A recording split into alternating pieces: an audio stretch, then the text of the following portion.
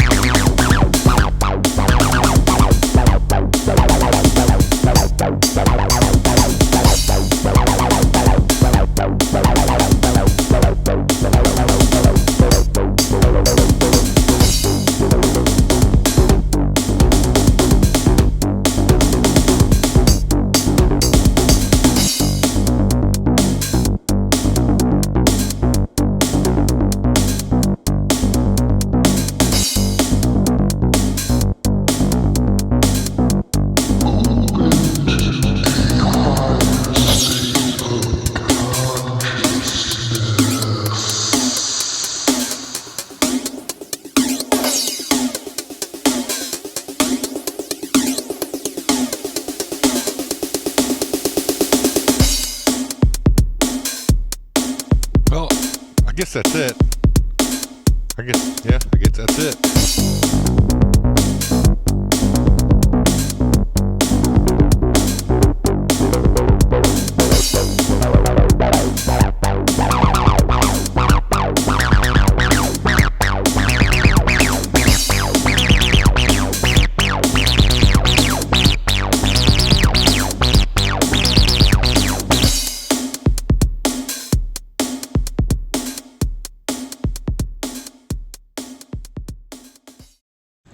Okay, so here's the patch tutorial. Let's learn a little bit about the acid filter on the Base Station 2.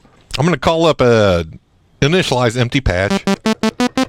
Here's one on 88. I'm going to overwrite what I had on 87. So I'm going to write an initialized patch onto 87. So now 87, it's blank, okay? Nothing in it. First thing I'm going to do is turn all the sources of sound down except for oscillator 1. So right here's the mixer. All I've got turned on is oscillator 1. So we're going for a bass patch, and so I'm going to try to find something buzzy and something that's got bass weight on it, and that's not it. So the first thing we'll do is change the range to the lowest setting for 16 feet. I got to move oscillator switch select over to oscillator 1, okay? Now I'm going to move the range around till I get a lower pitch. Yep, that's pretty low, or that's the lowest I'm going to get. We could go lower if we use this octave button. That's probably a little low. So now let's check out what the waveforms say. So that's pretty smooth and round, a sine wave. That's almost sounds like a sine wave, a little edgier. Yep, that's edgy, buzzy, but there's no bottom end. That's got bottom end and it's buzzy. So I'm going to start there with oscillator 1. Make sure my tuning is set at 0. It should be. Okay. So that's the raw sound I'm going to start with. Now, if you notice, we're going to use the acid filter on this. The Bass Station 2 has 2 filters, the classic, which you can slope at 24 or 12 dB per octave in low pass, band pass, and a high pass, or the acid. Well, the switch is sitting on acid now, but it's showing classic. And why is that? When you initialize a patch, the knobs and switches on the display don't necessarily represent what they're doing inside of here digitally. All these switches go into digital chips that then digitally set points for the analog signal path. So to make it go to acid, we'll just switch it to classic and then back to acid. Boop, now it's on acid. So the resonance looks like it's all the way up, but it's not. As soon as I touch this knob, boom, there's the resonance. So we're going to turn the resonance all the way up, and then the filter's all the way closed down. I'm going to open it all the way.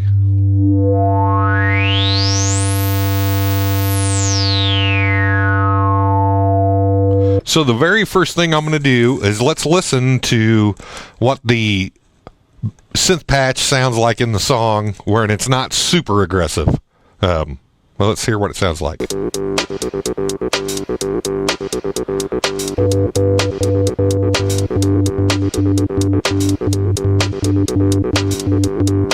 So I'm trying to match the frequency of the cutoff. Sounds like it's right there, okay? And that's with the resonance all the way up. So I'm going to try to make this synth sound noisy right here, okay? Because if I open the filter up, the resonance is a peak at where the cutoff frequency is. This is the cutoff frequency knob or the filter. See when I turn this up? Yeah, it starts to scream. I think right there is the nasally tone of the song. Right there. Okay. So how do we thicken this up or dirty this up? Well, what I'd like to do is, what happens if we pulse modulate the width of this square wave? And we can do that. We're still selected on oscillator 1, but if we go to the pulse with modulation and set it on LFO 2, then this LFO will automatically turn this knob at this frequency that the light's flashing to the depth of how much I turn this knob up. So let's do that.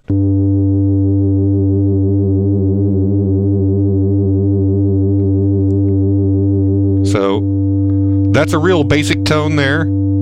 If I add some pulse width,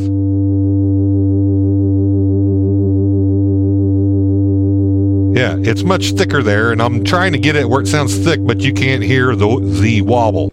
Now what we could do is slow that wobble down.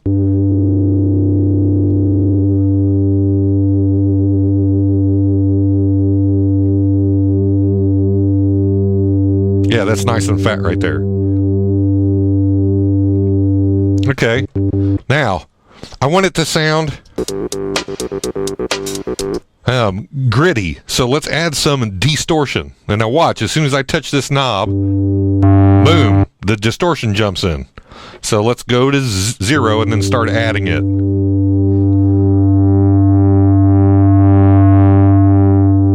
Right there, I like it right there.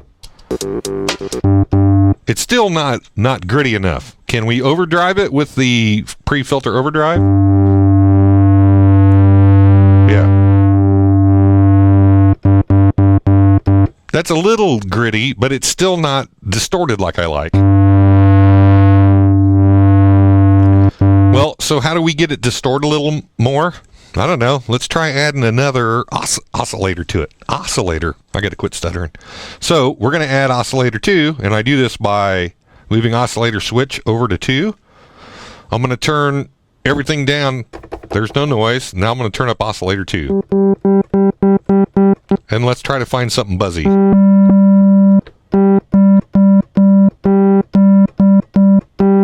Sounds like the shark tooth or the sawtooth is the buzziest.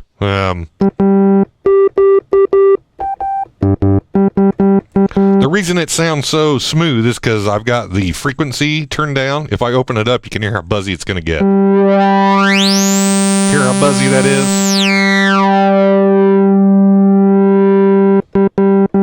So now let's mix oscillator 1 and oscillator 2 together.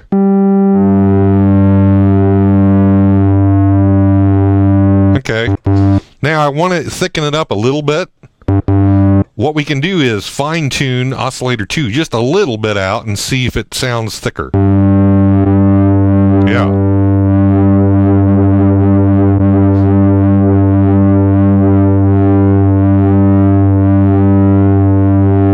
Okay, that sounds pretty thick. So, how buzzy is this going to be?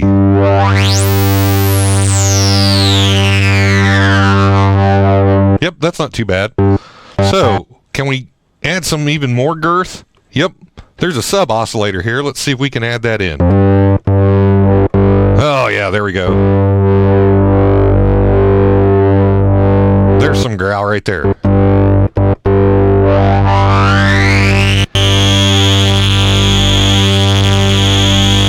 Yeah, that sounds good. Well, what happens if we add, let's try to add some ring modulation into it. So there's 3 sources you can pick for this knob. External, I got nothing coming in, so I'm going to make sure that's at 0. And then let's switch all the way down to noise. Yep, noise is already set to 0. What does the ring modulator sound like?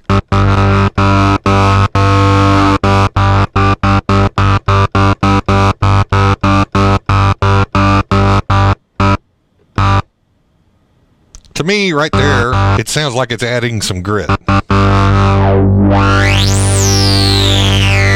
So let's try to get this nasty.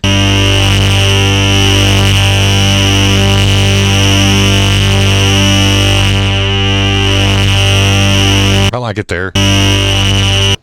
Let's mess with the pre-filter overdrive, see what that does.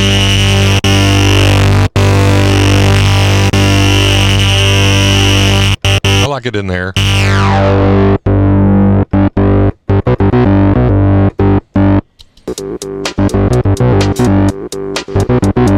That's pretty close. Okay. So now I'm going to try to make it sound punchy. And we can do that with an envelope on the base station too. It's got one shape here, but that shape can be set separately for 2 different things. So we've got amp envelope, mod envelope, and amp plus mod. Amp is a separate envelope from the mod envelope. So pretend you got 2 sets of faders here. So I'm going to switch up to amp and turn everything off, up and down, to make sure it resets to 0 and we shouldn't hear anything. Nope, we just hear a click. So attack is a time, decay is a time, release is a time. We want the signal to be punchy, so we want the attack to be 0 so that it goes from 0 to 100% immediately, okay? But we also want it to start falling in level so that it gets loud and then starts to fall, okay? So I'm going to just add decay time till it sounds punchy.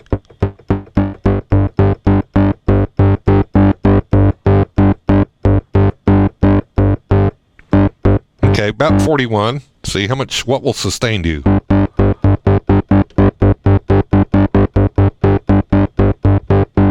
Not much because it's going up and then coming back down so fast.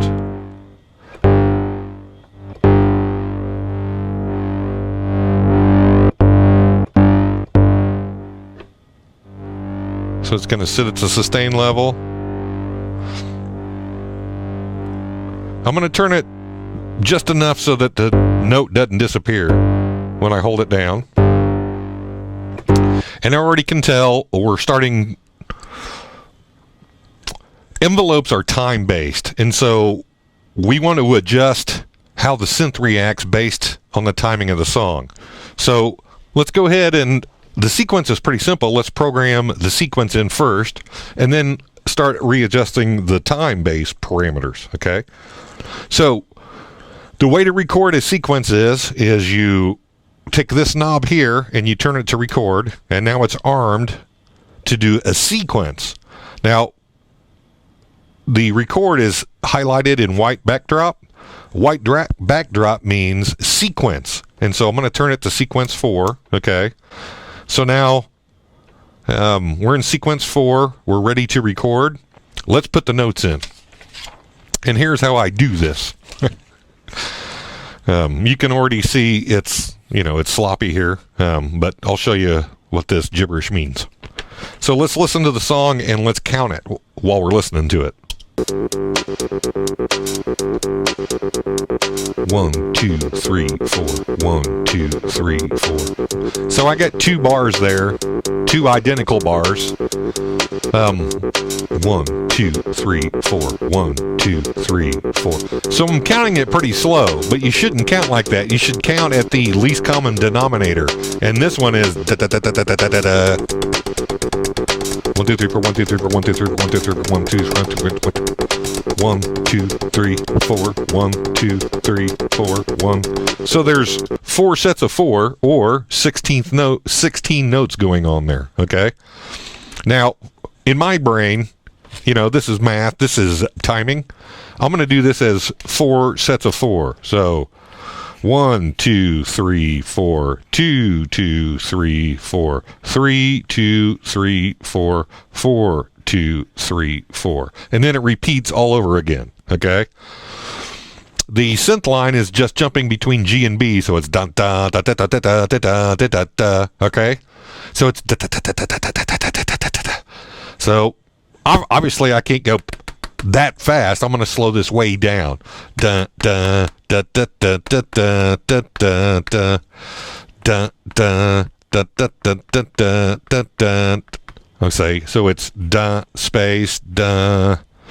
It's a 16th and then an 8th note here, but we're going to have to program this in steps. So we're going to turn 2 16th notes into an 8th by tying together, which is otherwise known as legato. Okay, so just bear with me. I got to figure this out. Dun dun dun dun dun. Say dun dun dun dun dun dun dun. Then nothing. Dun dun dun dun dun dun dun dun dun. And these are tied.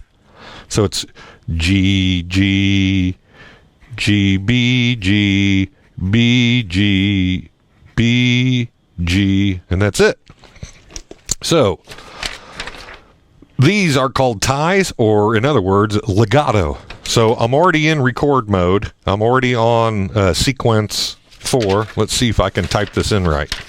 So it's, as soon as I hit the G, it's going to say that's note 1. See how that's note 1?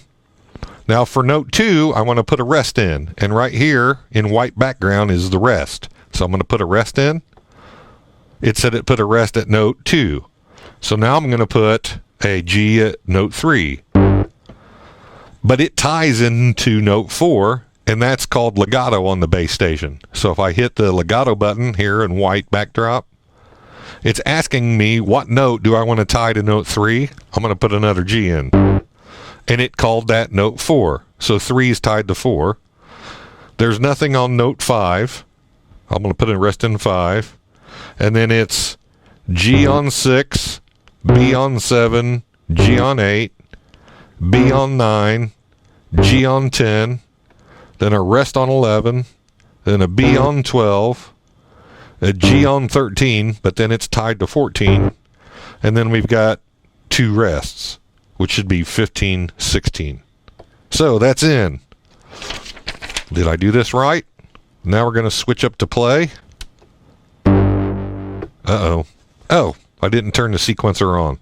So it's in play. I'm going to push on. So now the sequencer's armed. Will this play?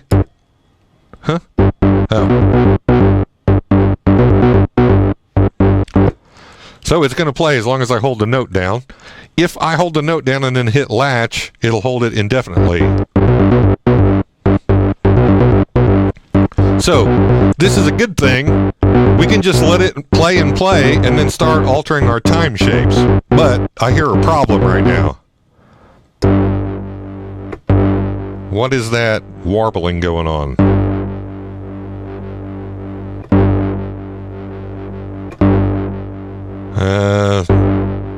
Oh, that's why. I must have moved the fine pitch on oscillator 1. So I'm back to oscillator 1. I'm going to turn that back to 0. Now set my mix back up. Now I wrote these down so I can see where I'm going, but I should have been pressing the save key. What's that sound like?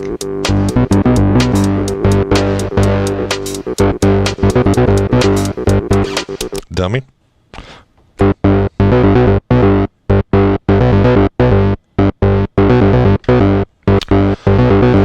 So mine sounds a little gatey compared to the original.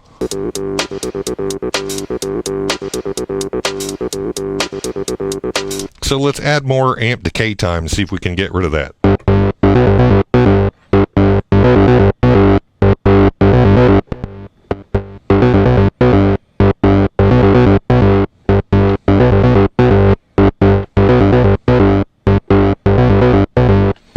I think we can't hear it sustaining because the filter is closing down. So let's start adjusting. Sorry.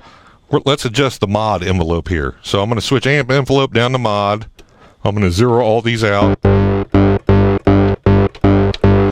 The reason it's not doing anything is because I'm not contributing any of the envelope to the filter, and you do that with the mod envelope depth here.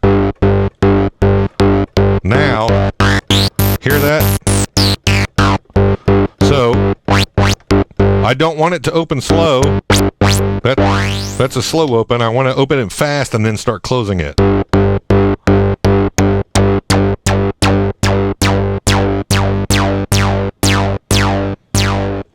That sounds good. And let's close it all the way. So now, what does that sound like?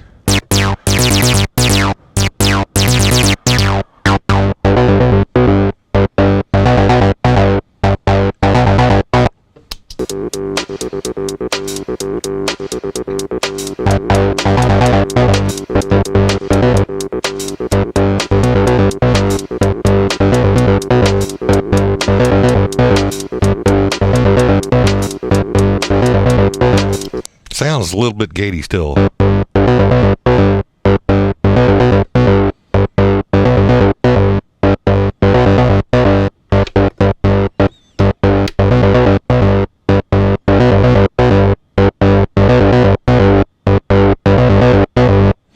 That's good.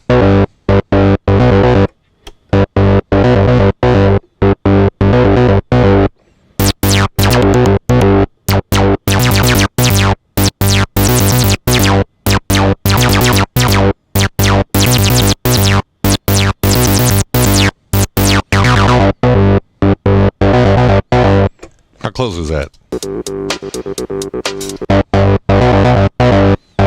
Okay, so that's the Achilles heel of the base station.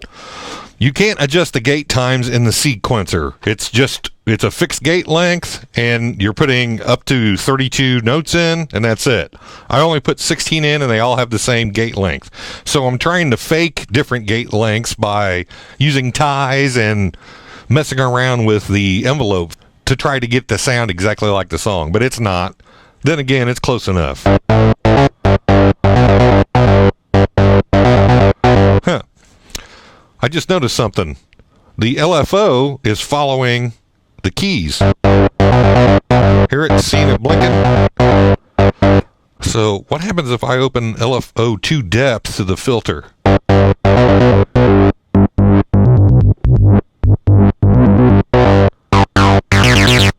Wow.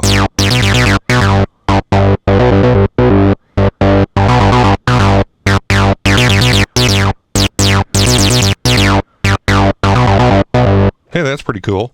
What if I put a different shape in it? Does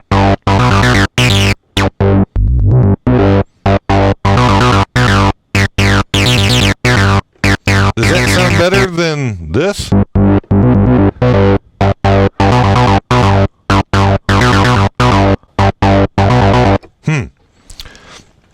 So it looks like that if I put negative LFO depth in with the triangle, it gets brighter as I put negative in.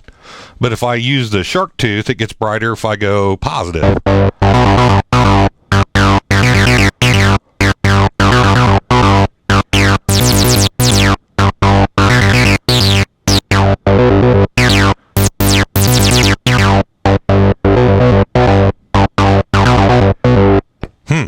You know what I'm going to do? I'm going to assign the mod wheel to LFO2 depth, just so I can adjust it down here. Let's go function LFO to pitch. We don't want to do that. We don't want to make the pitch change at all. So that says LFO to oscillator pitch. I'm turning that to 0. LFO to filter frequency. Let's turn that up and see what happens. LFO to filter frequency. What happens? What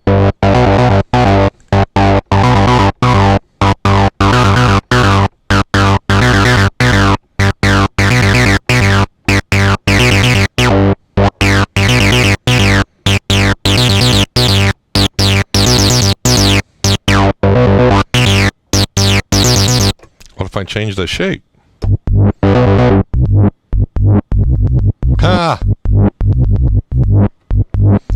Because if it's a triangle, it's going from low to high to low every time it hits the filter, so it's wow, wow, wow, wow, wow, wow, wow, wow. But if you start with a shark tooth that's straight up and then falls, it's wow, wow. I like it better there. Okay, so key sync must be on. LFO2. Yep, it's already on. So, if key sync wasn't on, see?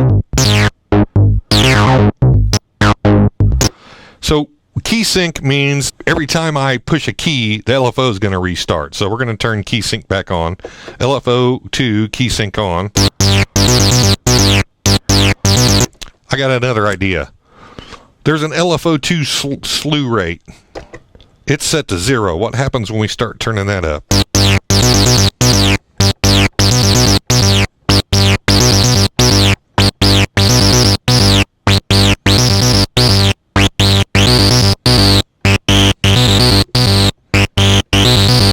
So I'm going to try to get it in sync with the rhythm of the song.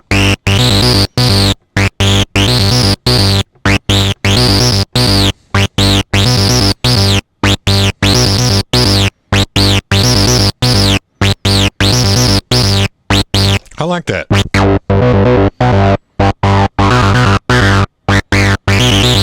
Okay, I'll describe what slew rate is real quick. Slew rate, slew is another term for slowing rate of change down, and I turned LFO2 slew on to slow how fast the shark tooth moves. So that's why I'm using it.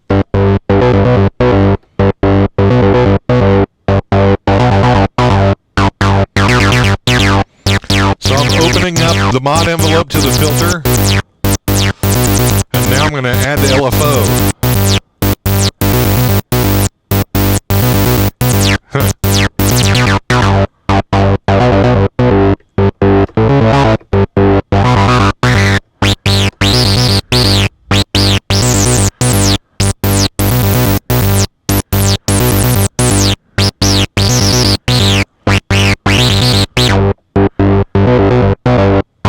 Yeah, pretty cool. So you could pretty much perform this whole song by just adjusting the mod wheel or the mod envelope depth, or you could even open the frequency.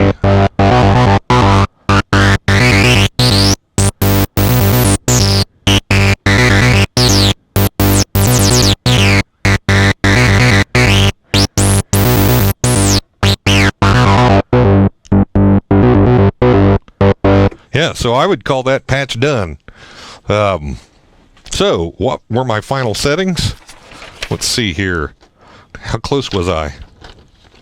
I got oscillator 1, 16 feet. Yep. Square wave. Yep. How much am I sending to LFO2? I had 14. This time around, I'm only sending 4. Okay, oscillator 1, 8, and sawtooth. Yep. Oscillator 1, mix rate. Yep. This time I had it up to about 96. The previous one was 84. Oscillator 2, 115. The previous one was 111. Subwoofer, I got a lot more sub in it. 49. Previously it was 8. Ring, I got about 24 in. Previously it was 20. I'm sorry. If you listen to the song, I programmed this and then recorded and performed the song. And then I erased the patch. And I'm going to see how close I got to it the second time just by using my ears. Acid filter, overdrive. Yeah, I was up about 20. Last time I was 15. Resonance, of course, all the way up. Mod envelope depth, I had about 11. Of course, you move that around when you perform the song. Oh, yeah. I forgot to say, the LFO2 is already synced. Function, LFO2.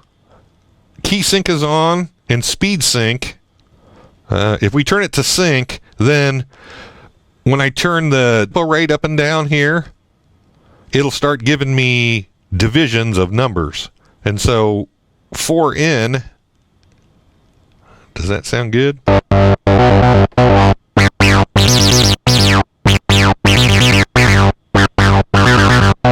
And what's cool about that is if I adjust the tempo of the song,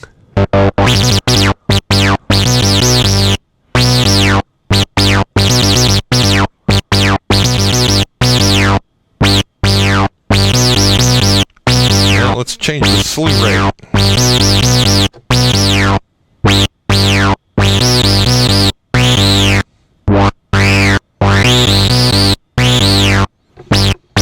Yeah, I like that. So, let's go back to 127. Sorry, get function out.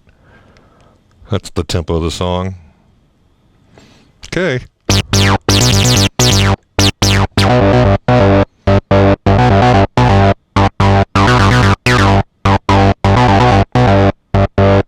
Anyway, patch done. Does it sound like a TB303 filter? No, the base station, it sounds close, but the base station has a lot more low end in it. But I will say, if we went over to the classic filter, it'll really scream. So watch this. Watch your ears.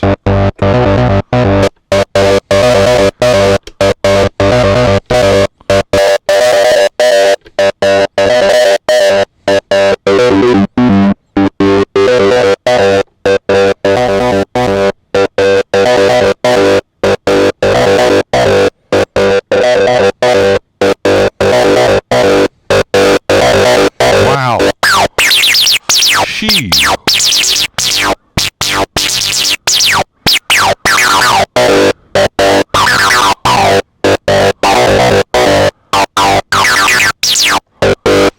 Sorry about your ears. Anyway, I like the classic filters much better than the acid filters. And because a classic filter will self-resonate, you can really get it to scream. And to me, that's what the original sounds, the song sounds like. But I guess they use the acid filter. Now, why is it they call it an acid filter? You can stop watching now, but here's my opinion, right? This song came out in 1995, and I was a rocker, long hair, man. I wasn't a hair metal dude, but I loved Van Halen. I just loved hard rock. And then it turned hair metal, and early hair metal was okay, but then it got over the top, cheesy. It was so cheesy, how would I put it? Electronic music was the underground music at the time. So early heavy metal was underground, and then it got poppy, and I think it needed room for new underground metal. And here comes electronic music and rap. And so for the live clubs in town, I'd always go watch the rock shows, and then like on Sunday nights they'd have dance shows with electronic music, and I just couldn't stand it. I was a rocker. I was like, what is that repetitive, non-melodic? I mean, it's melodic, but it's repetitive. Why do these people like it so much? And so, I'm one to party. I decided to go one night, and everybody had, glow sticks, and they're dancing real crazy. And I'm like, why are they into this so much? And I realized they were on mind-altering substances. And if you're on a mind-altering substance, I think you open so much more of your brain that it's just overload. So maybe repetitive music that changes slowly over time, it just made them feel like they were leaving the universe. And I gotta say, they probably were. You know, it's acid music. That's what it's called. Not that I recommend anybody do acid, but and boom, it hit me all of a sudden. No, I understand why people like this zony, trippy music. So if you want to do zony, trippy music, the Base Station 2 will do it for sure. But man, this is long-winded. I hope you learned something. I might have said some stuff wrong too. So if you can correct me, knock yourself out. But anyway, thanks for watching. Have a good one.